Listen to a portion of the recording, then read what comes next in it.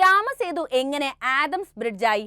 ചരിത്രവും വിശ്വാസങ്ങളുമായും പരസ്പരം ചേർന്ന് കിടക്കുന്ന കുറേയധികം നിർമ്മിതികൾ നമ്മുടെ രാജ്യത്തുണ്ട്. ഇത്തരത്തിൽ ലോകം മുഴുവൻ ഇന്നും വളരെയേറെ കൗതുകത്തോടെയും അതിലേറെ ശാസ്ത്ര താല്പര്യത്തോടെയും ഉറ്റുനോക്കുന്ന ഒന്നാണ് രാമസേതു എന്ന് ഇന്ത്യക്കാർ വിളിക്കുന്ന ആദംസ് ബ്രിഡ്ജ്. പതിറ്റാണ്ടുകളായി രാഷ്ട്രീയവും മതപരവും പാരിസ്ഥിതികവുമായ രീതികളിൽ ചർച്ച ചെയ്യപ്പെടുന്ന ഒന്നാണ് രാമസേതു. രാവണൻ അപഹരിച്ചു കൊണ്ടുപോയ സീതാദേവിയെ തിരികെ കൊണ്ടുവരുന്നതിനായി ലങ്കയിലേക്ക് പോകുവാനൊരുങ്ങുന്ന രാമനും സൈന്യത്തിനും വേണ്ടി കടലിലൂടെ പണിത പാലമാണിതെന്നാണ് ഹൈന്ദവ വിശ്വാസങ്ങൾ പറയുന്നത്. രാമായണത്തിൽ രാമസേതു എന്ന വാക്ക് പോലും ഉപയോഗിച്ചിട്ടുണ്ട്. ഈ പാലം വഴിയാണ് രാമനും കൂട്ടരും ലങ്കയിലെത്തി യുദ്ധത്തിലൂടെ രാവണനെ വധിച്ച് സീതയെ തിരികെ കൊണ്ടുവന്നതത്രേ. രാമായണത്തിൽ സേതുബന്ധനം എന്ന ഭാഗത്ത് ഇത് വ്യക്തമാക്കുന്നുമുണ്ട്.